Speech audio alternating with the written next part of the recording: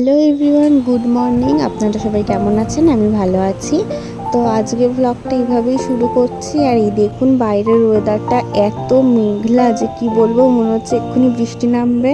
তো আমি ঘরে এসে একটু পড়তে বসে গেছি, পরোটা হয়ে গেছে। এবার মা আমাকে দিয়ে দিল গোবিন্দভোগ চালের ভাত। এইটা খেতে আমার খুব সুন্দর লাগে। আর মা এখন বলছে চল বাজারে যাই, তাই আমি একটু রেডি হয়ে নিয়েছি। এখানে দাদু শুয়ে আছে, দিদা ঘরটা একটু মুছে নিচ্ছে।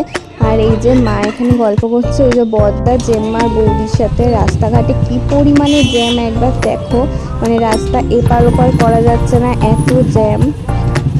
তো আমরা এখানে ওই জন্য একটু দাঁড়িয়েছিলাম যে একটু কমুক তারপর যাবো। তো বাজারে এসে প্রথমে মা গেল চালের দোকানে চাল কিনতে।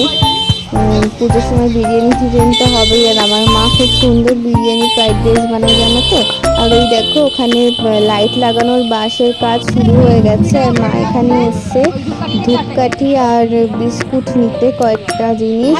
আর এই দেখো এখানে কি সুন্দর ছোট্ট ছোট্ট বাচ্চাদের জামাগুলো বিক্রি হচ্ছে। আমার মানে ওগুলো যদি বড়দের হতো আরও ভালো হতো, আমি নিয়ে নিতাম।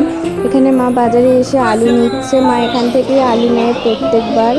তো আলু নিচ্ছে এখন, তারপর আরও বাজার করবে। আমরা আরও সবজি টবজি নিয়েছিলাম বাজার থেকে। আর এই যে আমি পুরো ঘেমে চুপচুপে হয়ে গেছি, তাই দেখাচ্ছিলাম যে কতটা পরিমাণে ঘেমে গেছে। আর এখানে মা সবজি নিচ্ছিল, ঢেঁড়স নিচ্ছিল, লঙ্কা নিচ্ছিল, ওইসব নিচ্ছিল। আর বাড়ি আসার পথে আমরা এখান থেকে ফুল নিয়েছিলাম। আর যেহেতু বৃহস্পতিবার, সেই জন্য ফুল নিয়েছিলাম একটুখানি, পান আর কলা নিয়ে। আর এখানে এসেছিলাম একটা জামা পাল্টানোর জন্য, মানে জামাটা নিয়ে গিয়েছিলাম কিন্তু টাইট হয়েছিল, গেঞ্জি টাইপের। এই যে এই গেঞ্জিটা, তো ওই পাল্টানো। আর এই বালিশের ওয়ারটা আনা হয়েছে। আর এই যে আমি এখানে পুজো করে নিচ্ছি। এখানে আমি মহাদেবকে স্নান করিয়ে নিচ্ছি। আসলে মহাদেবটা খুব ছোট, তাই তোমরা দেখতে পাচ্ছ না, একদিন দেখাবো অবশ্যই। তো এখানে পুজো করে নিচ্ছি। আমার স্নান হয়ে গেছে বাড়িতে এসে। এই যে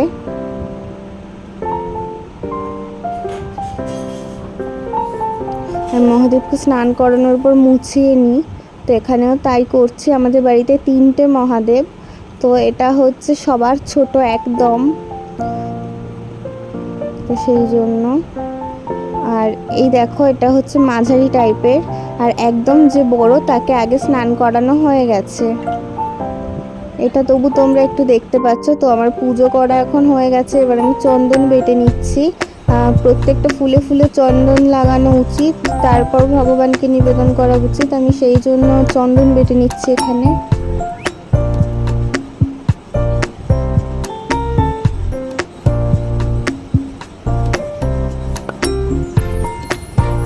তো আমার চন্দন বাটা হয়ে গেলে এই ঝুড়িতে যে ফুলগুলো আছে সেই ফুলগুলোতে এখন চন্দন লাগিয়ে নেব। আর পেছন দিকে জলটা রাখা ছিল, ওই জন্য পেছন দিক থেকে হাত বাড়িয়ে বাড়িয়ে জল নিয়ে তারপরে আমার চন্দন বাটতে হচ্ছিল। তো ওই ঝুড়িতে যতগুলো ফুল আছে ততগুলো ফুল কিন্তু আমাদের গাছে হয়েছে। আজ গাছে প্রচুর ফুল হয়েছে। তো মানে ফুল কেনার প্রয়োজন ছিল না, কিন্তু তবুও কিনেছি। মানে কোনো ভগবানকে যেন ফুল নিবেদন করতে অসুবিধা না হয়, সেই জন্য যেন কম না পড়ে, সেই জন্য। গাছে যে কটা ফুল ছিল মানে প্রচুর ফুল হয়েছে, হলুদ জবা, লাল জবা, সাদা জবা, প্রচুর।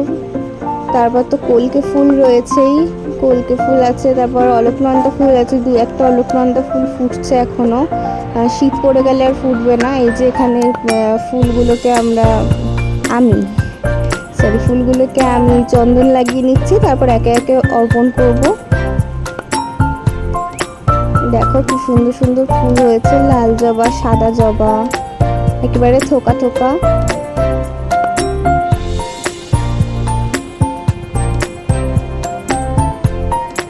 কলকে ফুল। আর এখানে দেখো একেবারে কলকে ফুল, মানে সকালে যে ফুল তুলেছে সে একেবারে 2টো কুড়ির সাথে ফুল তুলে নিয়েছে। আর সেটাই আবার ভেঙে রাখলাম। ও তো আর ফুটবে না, গাছে থাকলে হয়তো ফুটতে পারতো, কিন্তু আর তো ফুটবে না। সেই জন্য এই যে অলকনন্দা ফুটেছে, এখন 1-2টো করে ফুটছে।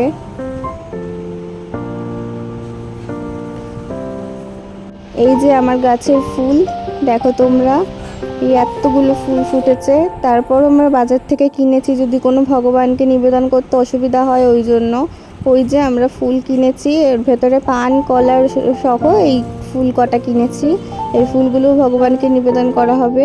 আর এই যে আমার এখানে পুজো দেওয়া হয়ে গেছে। আর একে তো সকাল থেকে দেখাতেই পারিনি, সকাল থেকেই ঘুমোচ্ছে, একে একটা মেঘলা মেঘলা ওয়েদার, তার উপর ঘরে প্রচণ্ড গরম যেহেতু ফ্যান চলছে, আর ও আরামসে ঘুমোচ্ছে বিছানার ওপর। তো এখন ওকে ঘুম থেকে তুলে খেতে দেওয়া হলো।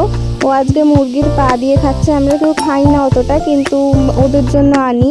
আর আবার দুপুরবেলা হয়েছিল ভাত ডাল আর আলুর চোখা, ওটাই খেয়েছিলাম। আর দেখো বাড়িতে এসে দেখি হঠাৎ করে কারেন্ট চলে গেছে। মানে আসার সময় দেখছিলাম যে পোস্টে কাজ হচ্ছিল, কিন্তু বাড়ি এসে দেখি কারেন্ট চলে গেছে। তো অন্ধকারে বসে আছে। রিমিকে এখানে বেঁধে দেওয়া হয়েছে যেন একটু হাওয়া পায়, সেই জন্য।